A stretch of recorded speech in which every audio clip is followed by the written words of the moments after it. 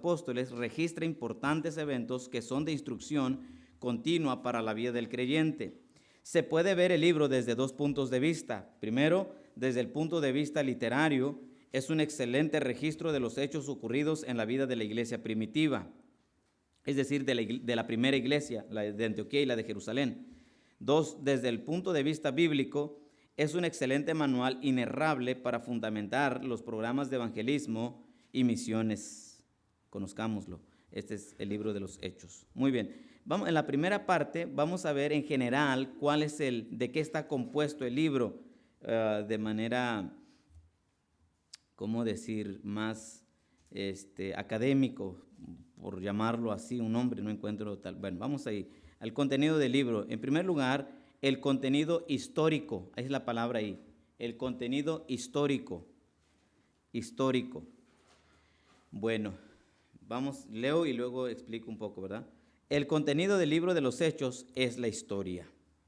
En él encontramos los eventos ocurridos en la iglesia primitiva de los años 30 al 60 del primer siglo y cubre aproximadamente un periodo de 33 años. Por esta razón, este libro nos es de mucha importancia y su estudio debe ser dedicado y cuidadoso, pues nos narra la forma en la que el Señor trabajó en las primeras etapas de la iglesia ya establecida. Además, este libro nos narra con detenimiento la expansión terrestre del Evangelio.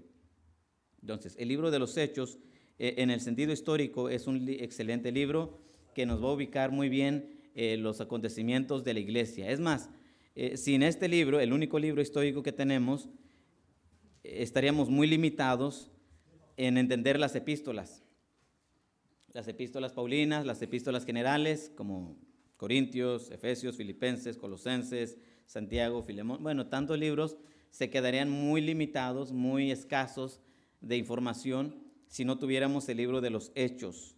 Entonces, en cuanto a la historia, Hechos es un libro excelente, está muy bien desarrollado. Lucas cubre los primeros 30 años de la vida de Cristo, desde que Él nace hasta que el Señor Jesucristo asciende a los cielos. Y Hechos toma a partir de la ascensión de Cristo hasta el encarcelamiento de Pablo, los 30 años después. Entonces Lucas toma la primera parte y Hechos toma esos 30 años después.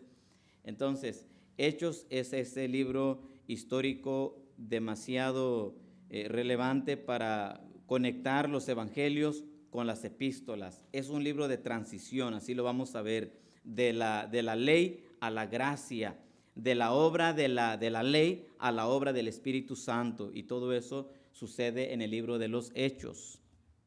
Así que tiene bastante información el libro de los Hechos. Vamos a seguir adelante. Ve el contenido doctrinal, es la palabra que ahí encontramos, o que ahí ponemos, por favor, el contenido doctrinal. A pesar de ser un libro histórico que está dentro del canon de las Escrituras, el libro de los Hechos no habrá de considerarse como un libro donde se pueda fundamentar una doctrina, pero sí se puede usar para corroborar la doctrina por el hecho de que es un libro de transiciones. Entonces, hay mucha cuestión ahí que algunos quieren, ¿cómo se dice?, determinar ciertas doctrinas, y no es posible eso. Lo que hace Hechos es adorna la doctrina o respalda la doctrina que la encontramos en Romanos, en Corintios y en otras epístolas, o aún en los evangelios, pero Hechos no pueden o no podemos fundamentar una doctrina en este libro. Por ejemplo, uno de los tantos ejemplos, vean Hechos 2:38, por favor, que lo creen muchos apostólicos o tal vez algunos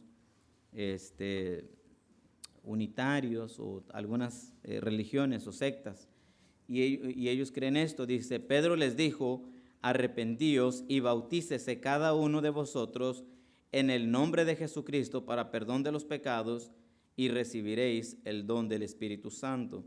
Y basados en este texto, algunos de ellos dicen que debe de haber arrepentimiento y bautismo para entonces que puedan ser salvos. Pero además de eso le añaden: tiene que ser solamente en el nombre de Jesucristo, porque así dice el texto. Si ustedes lo leen con cuidado, es lo que dice. Pero vamos a Mateo 28, por favor. Mateo 28. Mateo 28 y versículo 18 al 20, es un pasaje que pues debemos de saber. Mateo 28, 18 al 20, yo lo voy a leer, sígame con su vista. Y Jesús se acercó y les habló diciendo: Toda potestad, toda autoridad me es dada en el cielo y en la tierra. Por tanto, id, o sea, por esa autoridad que les dada a Cristo en el cielo y en la tierra, por esa potestad, Él dice, por tanto, id, vayan y hagan discípulos a todas las naciones, bautizándolos en el nombre del Padre y del Hijo y del Espíritu Santo, enseñándoles que guarden todas las cosas que os he mandado, y he aquí yo estoy con vosotros todos los días hasta el fin del mundo. Amén. Cristo dijo en Mateo: vayan y hagan discípulos a todas las naciones y bautícenlos en el nombre del Padre y del Hijo y del Espíritu Santo. Pero Pedro dice aquí en 2:38, arrepiéntanse y bautícese cada uno de ustedes en el nombre de Jesucristo para perdón de los pecados, y entonces recibiréis el don del Espíritu Santo. A ver, ¿hay una contradicción aquí, sí o no? Bueno, aparentemente sí. Porque Cristo da la orden y dice, bautícenlos en el nombre del Padre, del Hijo y del Espíritu Santo. Pedro dice, no, arrepiéntanse y bautícese cada uno solamente en el nombre de Jesucristo. Y a partir de ahí resulta pues el detalle. Bueno, la cuestión se resuelve fácilmente cuando nosotros entendemos que la palabra nombre en la cultura en el que se escribió la Biblia, la cultura griega, y aún el conocimiento hebreo, que cuando decimos en el nombre, estamos hablando en la autoridad, en la potestad de alguien. ¿Y de qué potestad está hablando Pedro? La que Cristo dio en Mateo 28, 18 al 20, que es en el nombre del Padre y del Hijo y del Espíritu Santo. Entonces, desconocimiento de esas cosas, la gente lo primero que entiende sin estudiar la Biblia, sin a fondo, lo lee tal cual, ahí lo encuentra y ahí es donde descansa su doctrina, y desafortunadamente errada, ¿no? Por no tener ese conocimiento, y entonces desplazan a Cristo o bueno, más bien colocan a Cristo y al Espíritu Santo y al Padre lo hacen a un lado, y bueno, salen otras herejías ahí por esa mala enseñanza, por esa falta, y desafortunadamente pues mucha gente cree eso, y eso es el detalle. Entonces, Hechos no debe de ser un libro en el cual yo voy a descansar mi doctrina. Sí me ayuda, pero no ahí se fundamenta, solamente para decir eso, que sin embargo tiene muy buena base para seguir enseñándonos muchas verdades, como acerca de la iglesia, del Espíritu Santo y de otras doctrinas que también creemos nosotros de la salvación. Bueno, número 2, datos acerca del libro de los Hechos. Título, bueno, se llama Hechos de los Apóstoles, ¿verdad? Y su nombre en el griego es Praxeis ton Apostolon, como que da la idea que es prácticas de los apóstoles, o hechos o actos de los apóstoles, acciones de los apóstoles. Y cuando uno piensa yo antes, cuando escuchaba Hechos de los Apóstoles, la primera idea que me venía a la mente era como que este libro tiene que ver con todo lo que hicieron los apóstoles, ¿verdad? Fueron 11 apóstoles porque uno, Judas, se ahorcó, él murió, pero como que da la idea, ese título, Hechos de los Apóstoles, como que va a desarrollar qué hizo cada uno de los apóstoles. Eso fue mi primera impresión cuando yo leía el título, Hechos de los Apóstoles. Bueno, lo que van a hacer cada uno de los apóstoles. Pero lo cierto es que no es así. De hecho, solamente sobresalen a lo mucho 3 apóstoles en todo el libro de los Hechos, que es Pedro, un poco, una porción, una parte Juan, y el resto Pablo. Ustedes saben que cuando una vez se convierte Pablo, él toma, digamos, del capítulo 13 hasta el 26, 27 de Hechos, toda la parte para él. Y la primera parte es más, sobresale Pedro, nada más. Entonces, algunos estudiosos han querido mejor llamarle, como darle un nombre más extendido a este libro, y más bien son los hechos del Espíritu Santo a través de los apóstoles, que sería el nombre más completo, más correcto. hechos del Espíritu Santo, porque finalmente es el Espíritu Santo que obra y que hace las cosas posibles a través de los apóstoles. Bueno, suena bien, pero está bien, nos quedamos con Hechos de los Apóstoles. El nombre del libro es básicamente la historia, es la palabra ahí, la historia del establecimiento y crecimiento de la iglesia cristiana.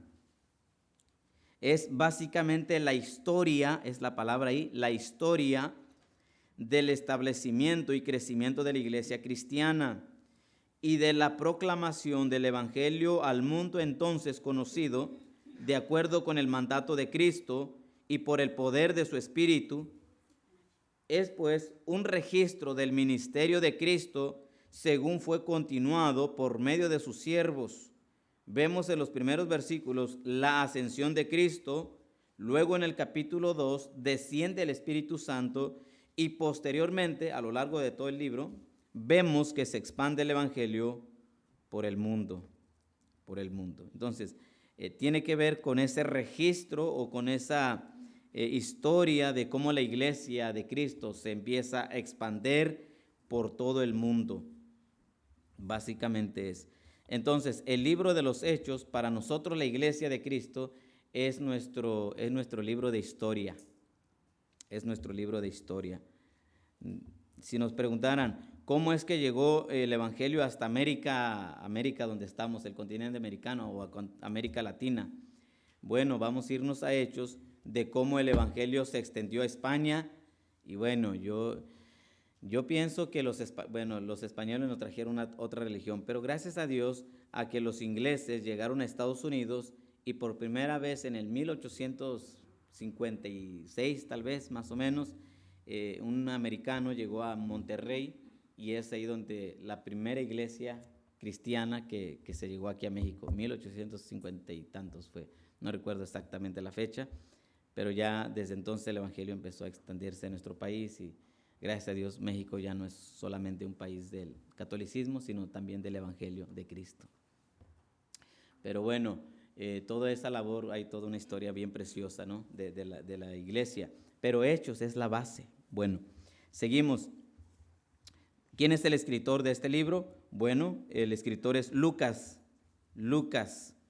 el médico amado. Lucas, el médico amado. Voy a leer la introducción el párrafo ahí y luego vamos a ver por qué decimos que es Lucas, el médico amado. Al considerar la dedicación del libro a Teófilo, Lucas 1.1 y Lucas 1.3, la referencia a un tratado anterior, Hechos 1.1, que llama como el primer tratado, y en este segundo tratado narra lo que sucedió después de la ascensión de Cristo. Mire, vamos a ver estos dos pasajes. ¿Cómo comienza Hechos 1.1? En el primer tratado, oh Teófilo, hablé acerca de todas las cosas que Jesús comenzó a hacer y a enseñar.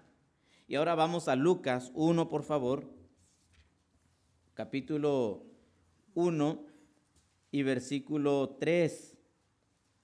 Me ha parecido también a mí, después de haber investigado con diligencia todas las cosas desde su origen, escribírtelas por orden, oh excelentísimo Teófilo. ¿Verdad?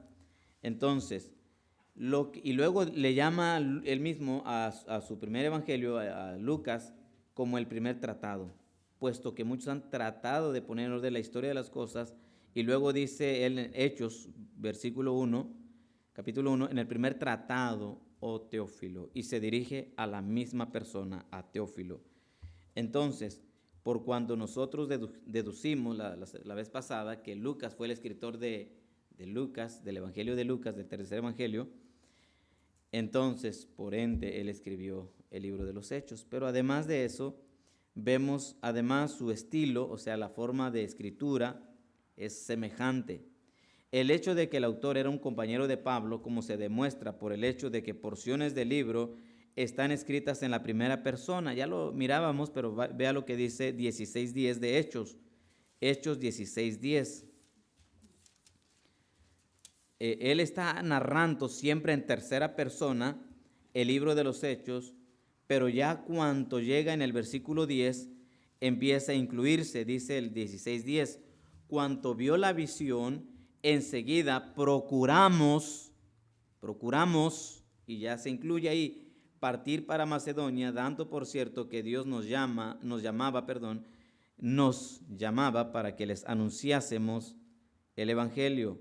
Y luego siempre a partir del 11, 12, 13, y sigue hablando, y siempre se incluye, salimos, vinimos, y bueno, estuvimos, y todos esos términos de que él está incluido.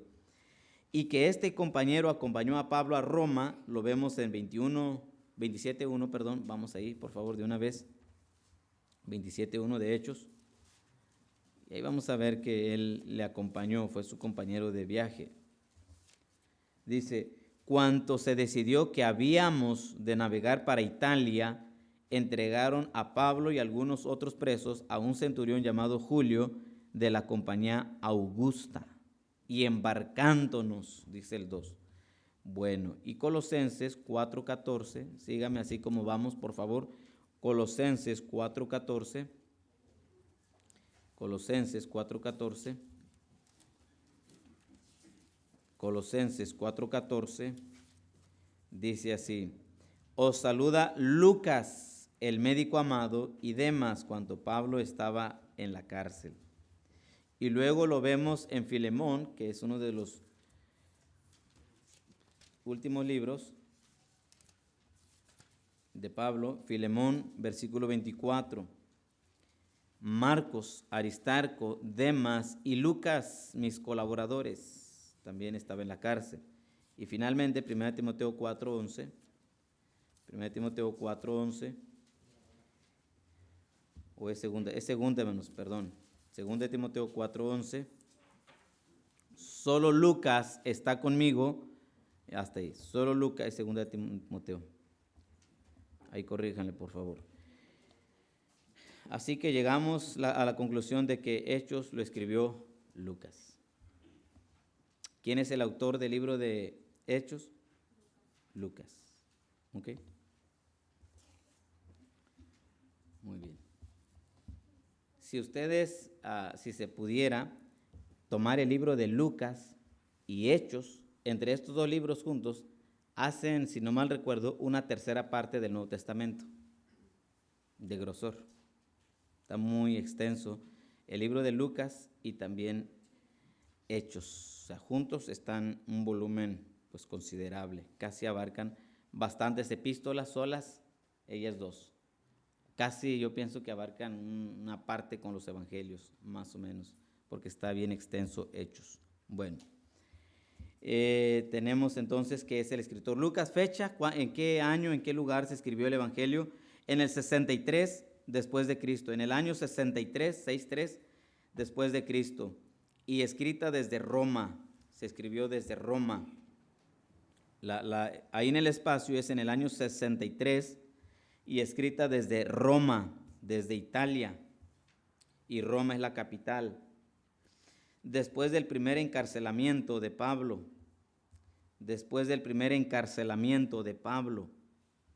entonces se escribió en el 63. La mayoría de los historiadores señalan que el apóstol Pablo murió en el 68. Entonces todavía tuvo un segundo encarcelamiento. Lo liberaron por unos años, pero lo volvieron a tomar preso. Y es en esa segunda donde su sentencia era ser decapitado. Y murió así por orden de un emperador llamado Nerón. Propósito, ¿cuál es la intención de Lucas al escribir su libro, su segundo tratado?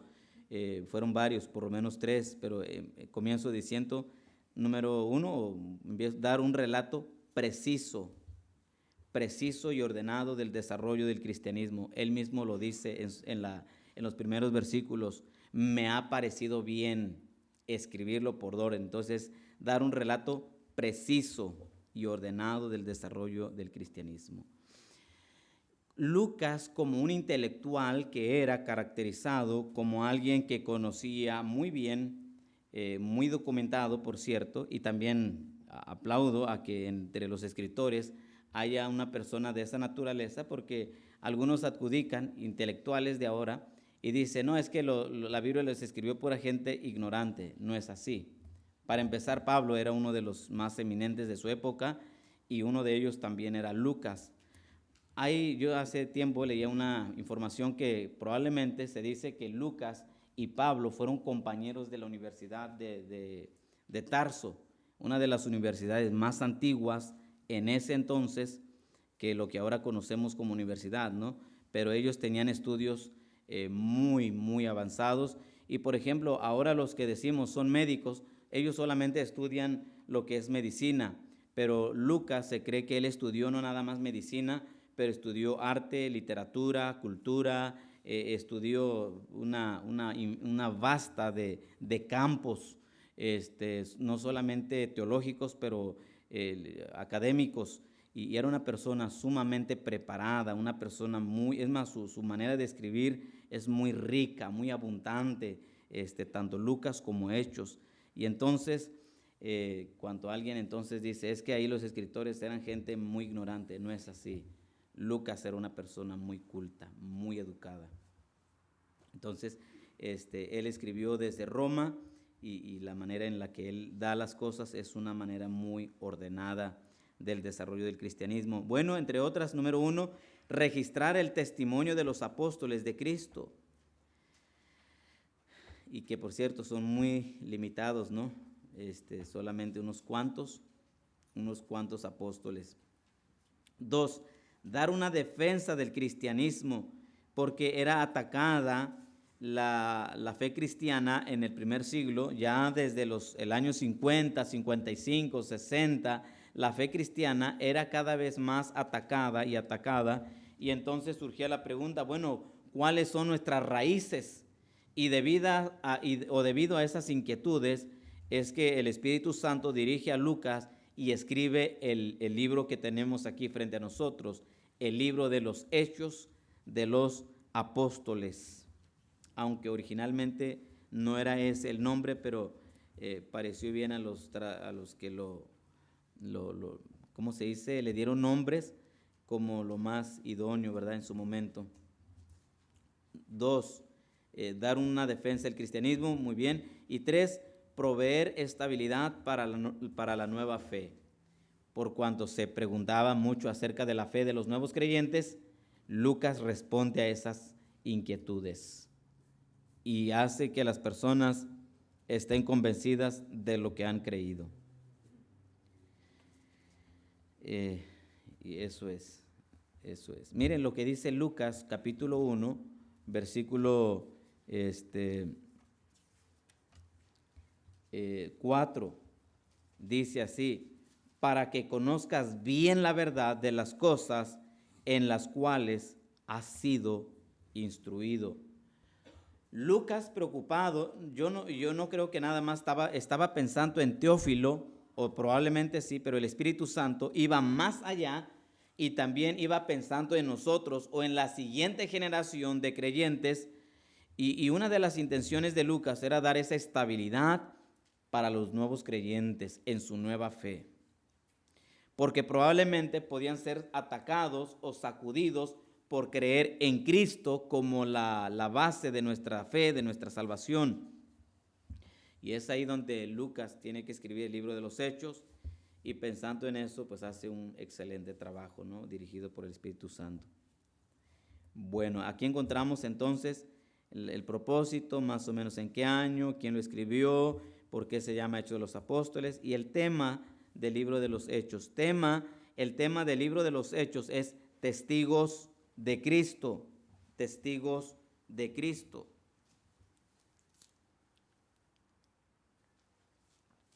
Este tema está basado en el versículo clave que es Hechos 1:8.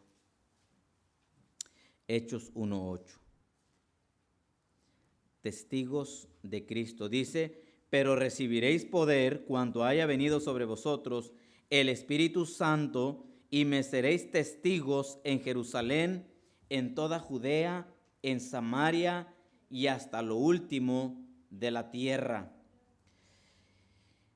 Y me seréis testigos, y de ahí se desprende la palabra o la idea o el lema de que nosotros ahora somos los testigos de Cristo.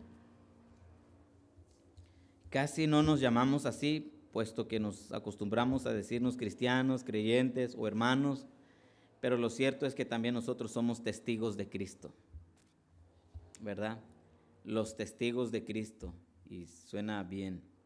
Bueno, hay un grupo que se llama Testigos de Jehová, que no enseñan la verdad, pero nosotros tratamos de enseñar toda la verdad posible que viene en las Escrituras, que es Cristo, ¿verdad?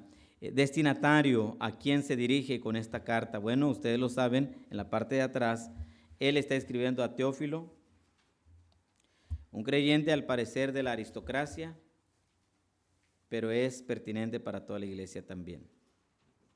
Teófilo, ¿por qué se cree que era una persona así porque le llama excelentísimo en Lucas, excelentísimo, y ese es un término que se empleaba para los que estaban en el cargo público, excelentísimo, bueno. Entonces, a él se dirige, a Teófilo. Si pensamos que fuera una persona del gobierno de Roma, entonces entre los altos funcionarios, este nuevo creyente tenía que descansar su fe en una buena base. Y entonces Lucas, como era un experto también, le escribe pensando que él estuviera bien, que su fe o que dentro del ámbito o del ambiente en el que él estaba involucrado no se viera como intimidado por causa de su fe, sino que estuviera convencido, y por eso le escribe. Si pensamos que era ese un personaje real que estuvo como alto funcionario público.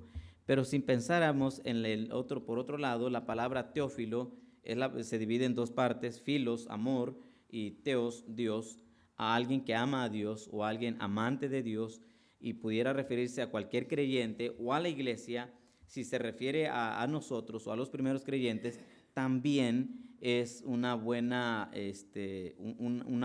base, un buen fundamento el que tenemos en el libro de los Hechos para la iglesia, como ahí descansa nuestra fe en Cristo, y no hacemos mal en seguir creyendo en Cristo. Al contrario, tú estás bien, sigue adorando al Señor, sigue adelante. Es lo que está tratando de impulsar Lucas, ya sea a este Teófilo o ya sea a toda la iglesia en general.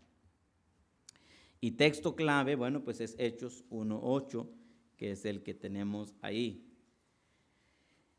Hechos 1:8. Este es el texto clave del libro de los Hechos.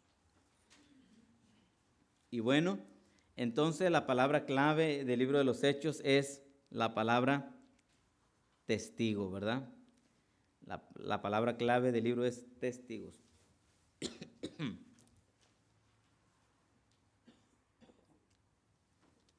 Que viene de una voz griega, marturio, cuyo significado en español es mártir.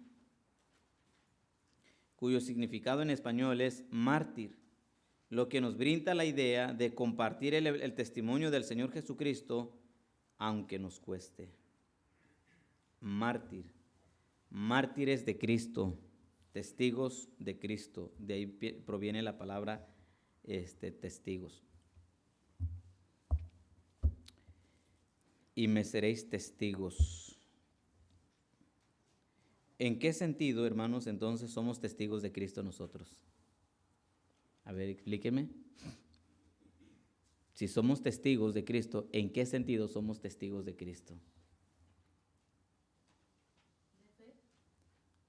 Bueno, esa es una. ¿Qué otra? Hablando de su palabra, del Evangelio de Cristo. ¿En qué otro sentido? Muy bien, ahí vamos. Somos testigos de Cristo.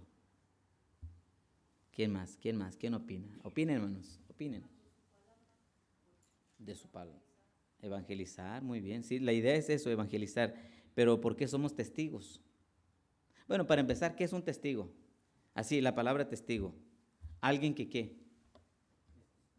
Que cuando uno va como de testigo de estar diciendo lo que el otro, ¿cómo se dice? Sí, presenciar algo. Alguien que puede dar fe de algo. alguien que puede, pues, atestiguar, valga la redundancia, alguien que puede decir, yo lo vi, yo estuve, yo pasó algo y yo, ¿verdad? Alguien que puede dar fe de las cosas. Entonces, somos testigos de Cristo en el sentido de que podemos dar fe de eso. Cristo me cambió, Cristo me salvó y yo por eso te lo comparto a ti, ¿verdad? Es algo que a mí me sucedió, yo soy testigo de eso, yo soy, ¿cómo se dice?, prueba de eso y por eso te lo quiero decir a ti también. Somos testigos de Cristo en ese sentido, de que la obra del Espíritu Santo, la obra de Cristo que realizó en nuestros corazones, en nuestras vidas cuando venimos a Él, y a partir de ahí nosotros somos testigos de Cristo, pero también la palabra testigo en español tiene que ver con ser mártir, y un mártir es aquel que muere por causa de su fe, vaya. Así que ustedes y yo somos testigos de Cristo, y si por ser testigos de Cristo, hermanos, nos va a costar la vida, que así sea, ¿verdad?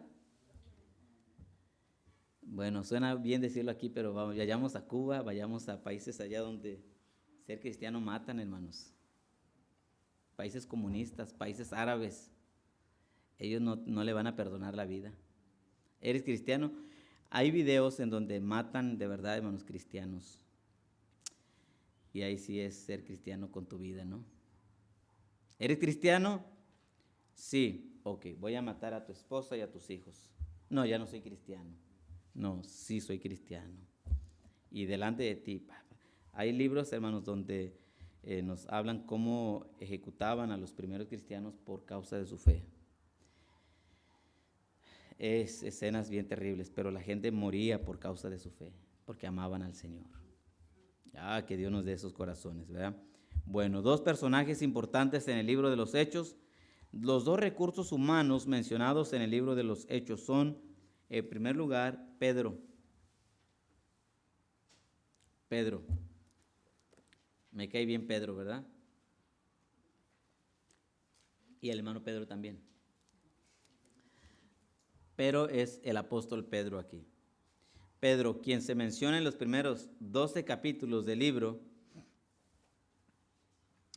quien fuera el apóstol a los judíos y quien dirige los asuntos espirituales de los judíos, este ministró en la iglesia de Jerusalén y quien fuera un pionero del ministerio apostólico, iniciándose con una poderosa predicación.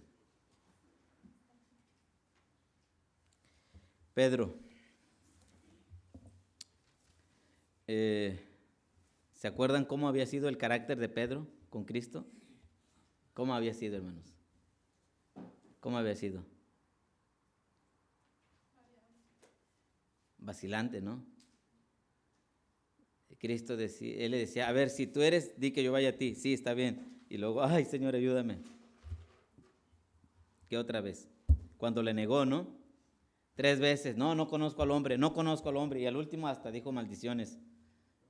No sé qué grosería había dicho, pero se enojó porque dijeron que era un seguidor de Jesús. No lo conozco. Y así era Pedro.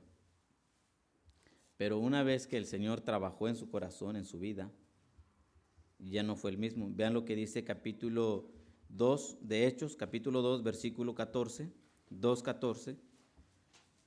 Pero vean lo que dice el 13, dice, mas otros burlándose decían, están llenos de mosto, de vino, de licor, cerveza, como quieren ver. Entonces Pedro, poniéndose en pie con los 11, alzó la voz y les habló diciendo, varones judíos y todos los que habitáis en Jerusalén, esto os sea notorio y oíd mis palabras. Y empieza a predicar, de tal manera que sigue predicando y en el 37, escuchen lo que dice, y al oír esto se compungieron, o sea, se dolieron, cayeron contristados de corazón y dijeron a Pedro y a los otros apóstoles, varones hermanos, ¿qué haremos? ¿Qué haremos? Y el 40, y con otras muchas palabras testificaba y les exhortaba, diciendo, sed salvos de esta perversa generación. Pedro, el vacilante, ahora tomando el liderazgo de los apóstoles y predicando un mensaje de tal manera que en el 41, así que los que recibieron su palabra fueron bautizados y se añadieron aquel día ¿Cuántas personas?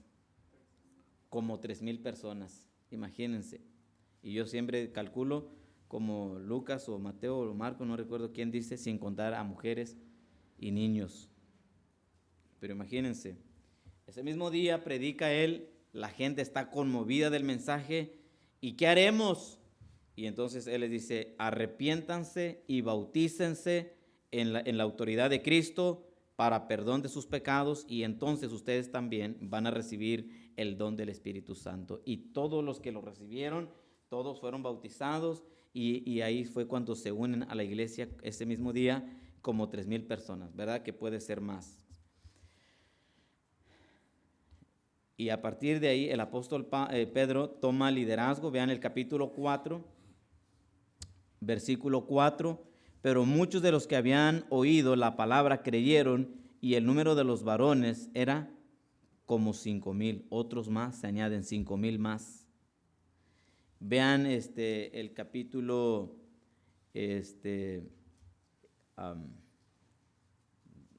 déjeme ver, donde él les dice, también les predica con poder. Dice el 13, entonces viendo el denuedo de Pedro y de Juan, y sabiendo que eran hombres sin letras y del vulgo, se maravillaban y les reconocían que habían estado con Jesús. Que habían estado con Jesús. Qué poderoso, ¿no?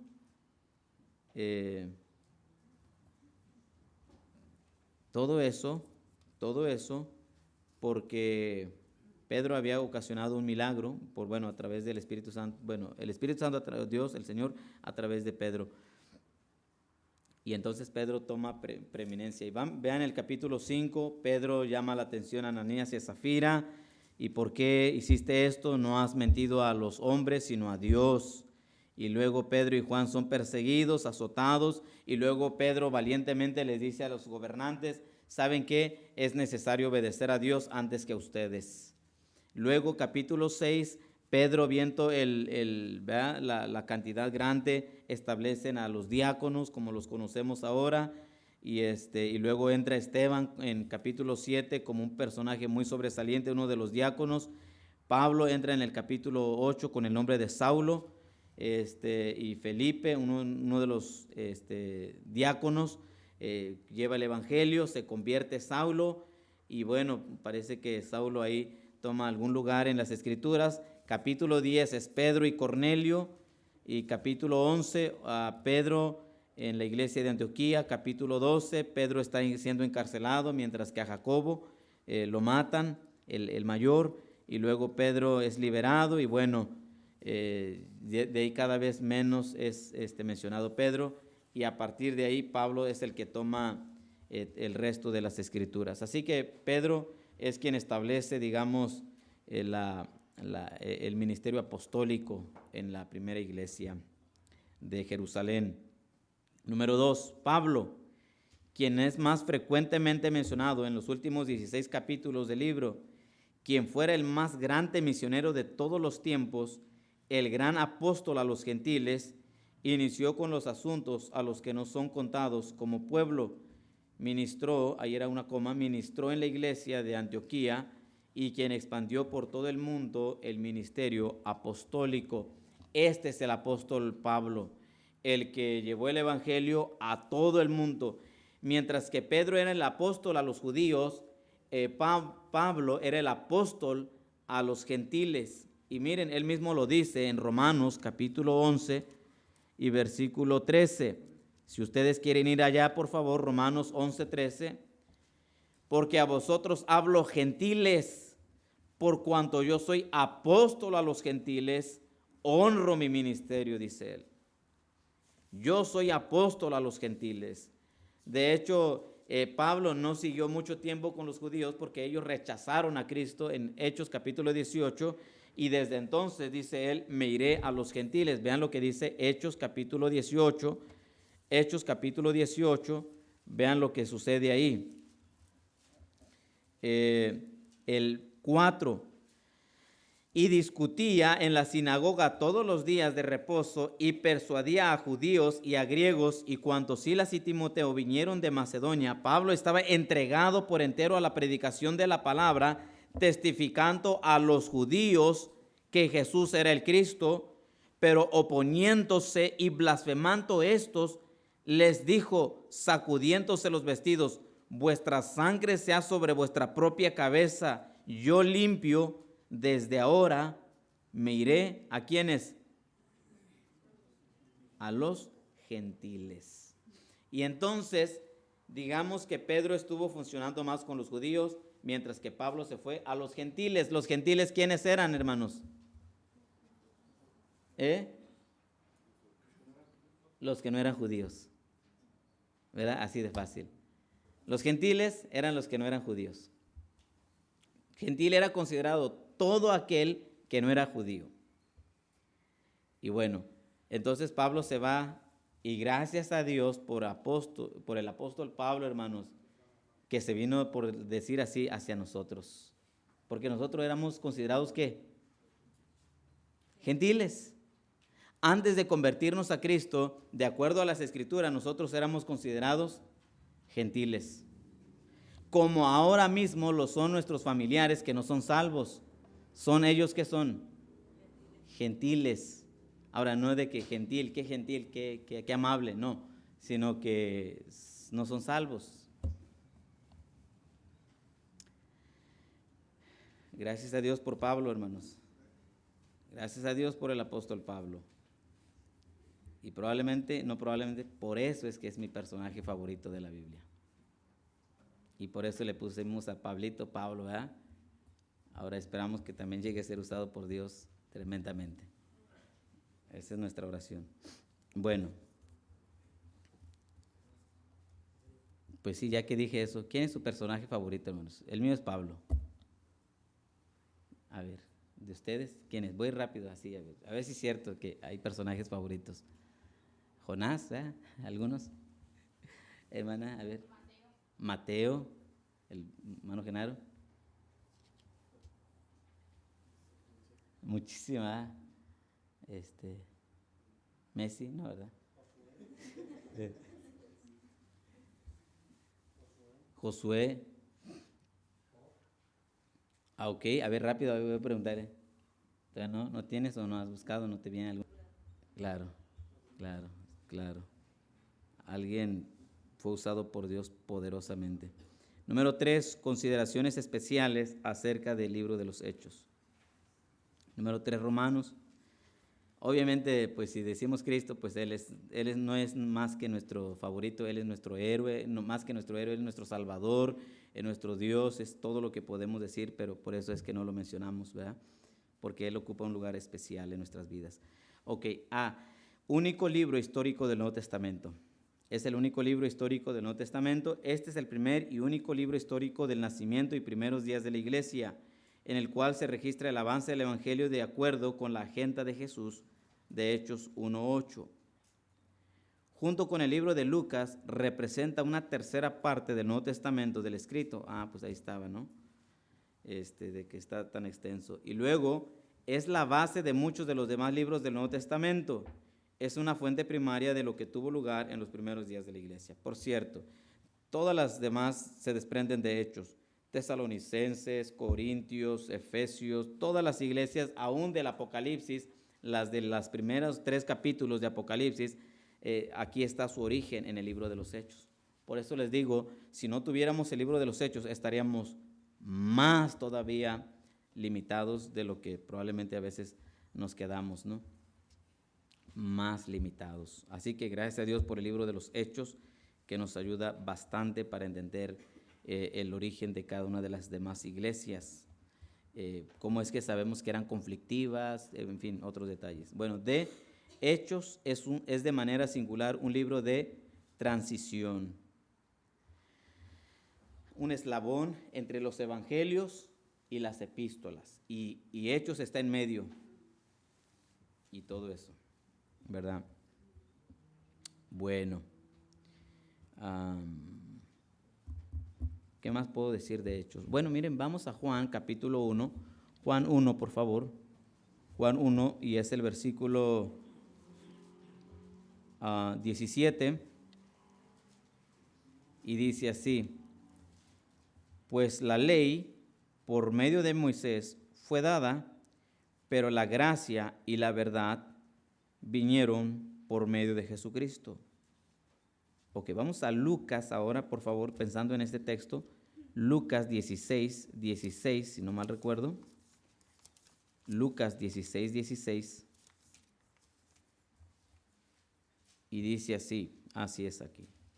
La ley y los profetas eran hasta Juan. Desde entonces el reino de Dios es anunciado y todos se esfuerzan por entrar en él. La ley y los profetas eran hasta Juan. Y el 1:17 de Juan dice: pues la ley por medio de Moisés fue dada, pero la gracia y la verdad vinieron por medio de Jesucristo. Bueno, pues el libro de los Hechos es esa transición de la ley. La ley se quedó hasta ahí, no pudo más. La ley fue una especie así de un ayo, de un cuidador de niños. Ese es el sentido de la palabra ayo, que pues hizo todo lo posible, pero realmente no hizo mucho la ley. Y entonces, llegando Cristo, la ley queda abrogada, queda terminada, y a partir de entonces entra lo que nosotros conocemos ahora como la dispensación de la gracia. Y estamos en esta dispensación ya no estamos bajo la ley, sino en la gracia. Romanos capítulo 6, vean lo que dice, por favor. Romanos capítulo 6. Romanos 6 y el versículo 14. Porque el pecado no se enseñoreará de vosotros, pues no estáis bajo la ley, sino bajo la gracia. Ay, hermanos, gracias a Dios que no estamos bajo la ley, ¿verdad? Si no, ahorita estuviéramos cumpliendo ¿cuántos mandamientos decíamos? 613 mandamientos. Rígidos, por cierto, rígidos. Y imagínense, hermanos, gracias a Dios, por eso digo, gracias a Dios por su gracia. Gracias a Dios por su don inefable, gracias a Dios. Entonces, Hechos nos narra esa parte donde todavía había algunas dificultades. Vean lo que dice Hechos, por favor. Hechos, por favor, capítulo 17, 16, por allá. Vamos rápido porque hay varias secciones en donde muchos no entendían todavía acerca de la venida del Espíritu Santo. Vean 18 para empezar. Vamos ahí, 18, 25. Ok, de una vez voy a leer rápido, 24 en adelante. Llegó entonces a Éfeso un judío llamado Apolos, natural de Alejandría, varón elocuente, poderoso en las Escrituras. Este había sido instruido en el camino del Señor y siendo de espíritu fervoroso, hablaba y enseñaba diligentemente lo concerniente al Señor, aunque solamente conocía el bautismo de Juan. Y comenzó a hablar con denuedo en la sinagoga, pero cuando le oyeron Priscila y Aquila, le tomaron aparte y le expusieron más exactamente el camino de Dios.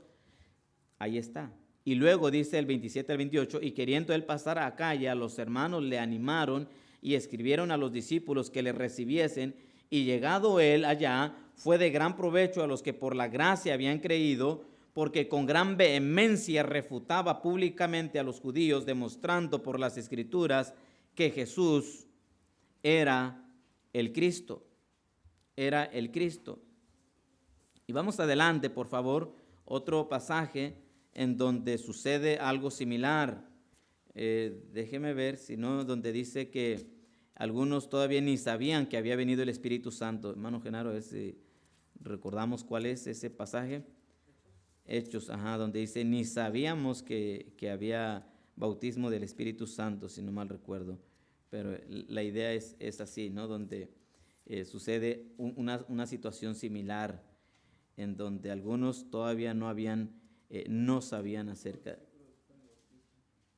¿verdad? Bueno, si no, pero a ver, vamos a ver. A ver, donde decía, creo que está en el 19, 16, por allá. Y si no, solamente así lo dejamos. O a ver quién lo encuentre, ¿vale? Le damos un punto extra.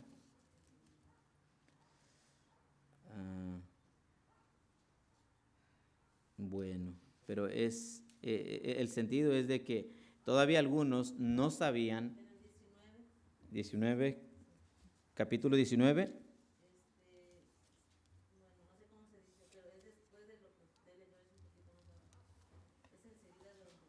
Ok, vamos ahí, por favor. Es 18, 19.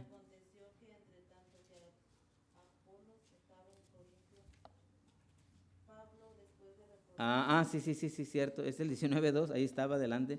Recibiste el Espíritu Santo cuando creíste y ellos le dijeron, ni siquiera hemos oído si hay Espíritu Santo. Entonces dijo, ¿en qué pues fuiste bautizados? Ellos dijeron, en el bautismo de Juan. Y bueno, entonces dice el 5, cuando oyeron esto, fueron bautizados en el nombre del Señor Jesús. Y habiéndole impuesto las manos, vino sobre ellos el Espíritu Santo y hablaron lenguas y profetizaban. Entonces, el libro de los Hechos es esa transición de la ley a la gracia, de las obras a la fe y de la venida del Espíritu Santo. Antes, en el Antiguo Testamento, el Espíritu Santo descendía sobre algunas personas ocasionalmente. Por ejemplo, cuando vino sobre Sansón, cuando vino sobre Miqueas, por ejemplo, y en algunos, Saúl, tal vez David, tal vez, y escasos, el Espíritu Santo venía ocasionalmente sobre algunos.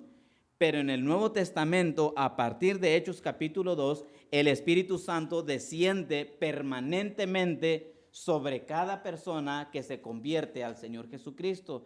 Y es de ahí que a partir de ahora, cuando ustedes y yo recibimos a Cristo, el Espíritu Santo viene y desciende sobre nosotros. El Espíritu Santo mora en nosotros, hermanos. Y es ya perpetuamente, ¿verdad?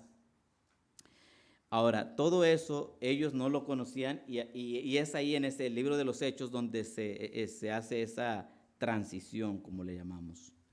Bueno, y bueno, como Apolos predicaba acerca del bautismo de Juan, pero Priscila y Aquila le dijo, mira, ahora es la fe en Cristo y todo eso, y entonces él ahora predicaba que Jesús era el Cristo. Bueno, ahí está. Ok, luego, número 4, bosquejo del libro. Tal vez esto puede ser una buena lección para la otra semana acerca de Hechos. Y el tema es Testigos de Cristo basados en Hechos 1:8. Y luego lo vemos desarrollarse así, miren. Número 1 o punto A, Testigos de Cristo en Jerusalén, los primeros 7 capítulos. Es decir, cuando Cristo dijo, y me seréis testigos en Jerusalén, quiere decir que ellos iban a llevar el evangelio precisamente solamente en el área de Jerusalén. Y luego, testigos de Cristo en toda Judea y Samaria, lo vemos en el capítulo 8 al capítulo 12, cuando se le lleva el evangelio al samaritano, bueno, a Felipe, ¿verdad? Y bueno, vemos expandirse más el evangelio.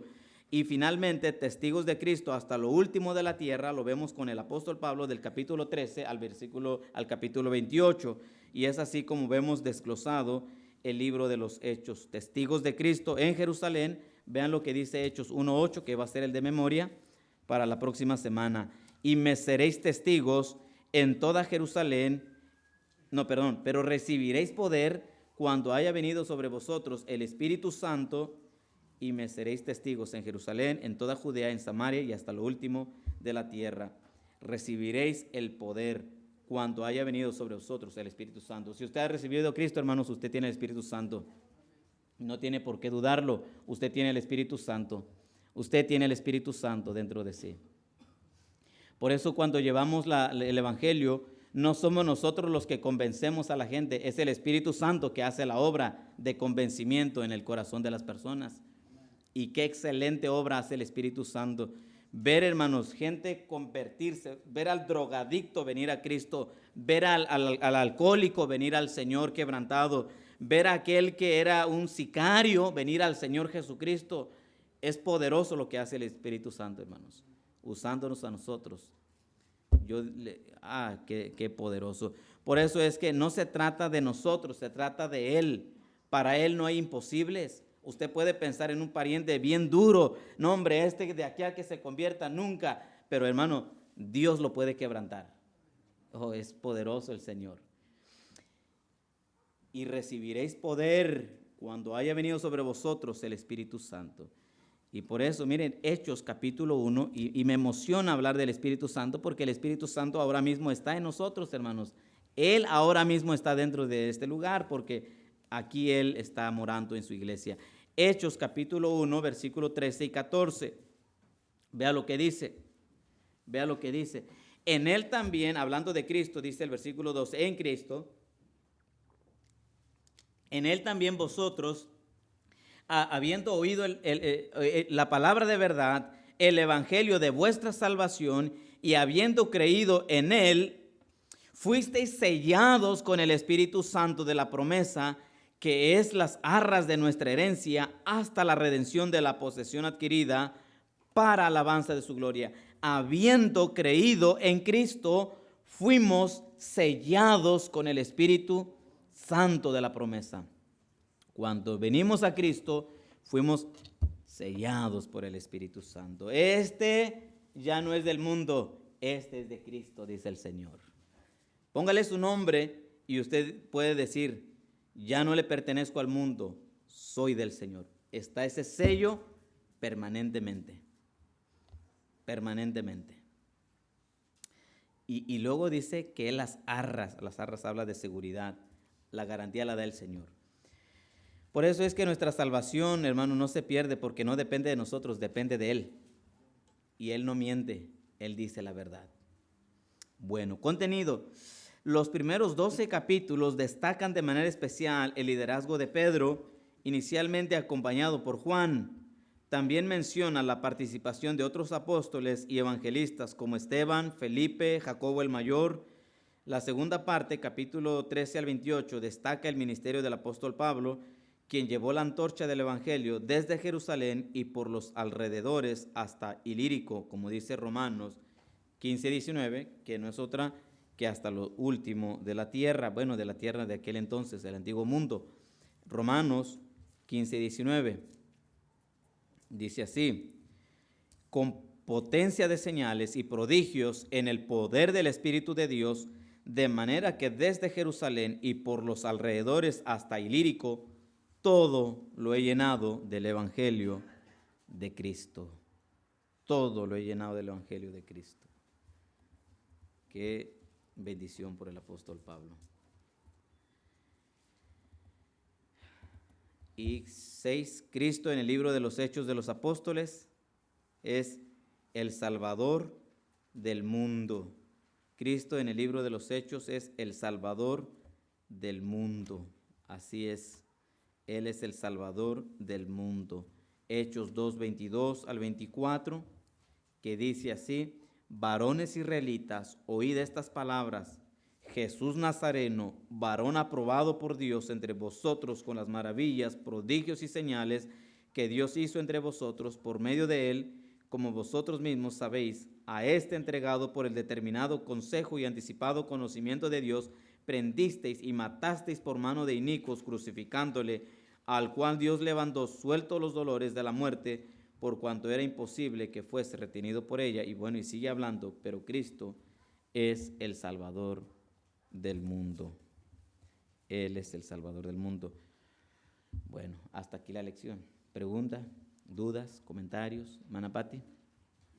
Tanto con sus aciertos como con sus errores, pero sobre todo con su insistencia en asegurar la presencia y la dirección del Espíritu Santo en medio de ella.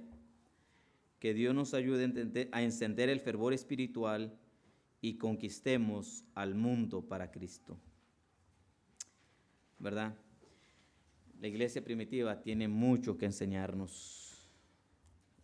Si ustedes leen el libro de los Hechos, ahí está la iglesia, la primera iglesia, y todo lo que ella hizo, hay que aprender de ella, pero también hay que, de sus aciertos como de sus errores, hay que aprender, pero sobre todo, como dice ahí, en asegurarnos que el Espíritu Santo está en medio de nosotros. Iglesia de Cristo, ahora ustedes y yo, hermanos, Que Dios nos ayude para que tengamos ferviente al Espíritu Santo aquí entre nosotros. Y de esta manera alcanzar al mundo. Hermana Alicia. Sacar todo la Escritura, pero un servidor trato, Señor, de traer la mejor o la mayor información posible, pero en tanto el resto lo hace el Espíritu Santo, Señor, colocando la enseñanza a los corazones, aplicándolo, Señor, en cada momento de nuestras vidas. Y si hay algo que podemos mirar en este libro de los Hechos, es la obra del Espíritu Santo, Señor, que Él es el que sigue actuando el día de hoy, que Él es el que sigue haciendo su obra poderosa a través de nosotros. Y la verdad, cuán indignos nos sentimos, Señor, y cuán grande eres, Señor, y cuán grande es la obra del Espíritu Santo. Te damos gracias, Señor, por una bendición enorme que tenemos, la llenura o la presencia, la morada del Espíritu Santo en nosotros. Gracias, Señor, porque probablemente muy poco lo realzamos, lo mencionamos, lo recalcamos, lo repetimos, pero lo cierto es que el Espíritu Santo es quien está ahora mismo entre nosotros. Te damos muchas gracias por la persona del Espíritu Santo, Señor. Gracias, Padre Celestial, por la lección, deseando con todo mi corazón que la información que se ha impartido sea de bendición para todos y para provecho y crecimiento en las Escrituras. Gracias por todo, Señor. Bendice ahora lo que sigue a continuación, en el nombre de Cristo Jesús. Amén.